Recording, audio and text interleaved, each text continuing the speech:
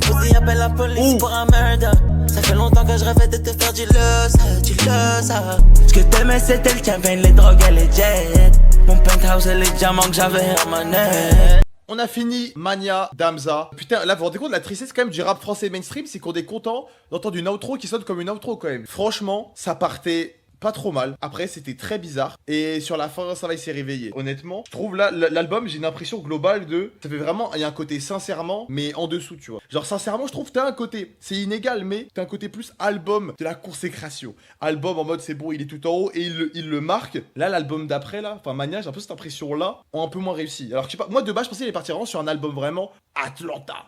15 tracks, que des influences comme ça. Et t'as des sons, tu ressens ça. Sur Kiki Bourdi, sur Yesterday, sur Oscar de la Hoya. C'est sympa, quoi. Genre, c'est un album du rap français, tu l'entends, c'est cool. Je trouve ça reste quand même assez mythique, il y a quand même quelques sons. Tu l'entends dans l'oreille, il sort dans l'autre. Ça peut être à la réécoute, tu vois. À la réécoute, ça peut être des trucs qui se freinent.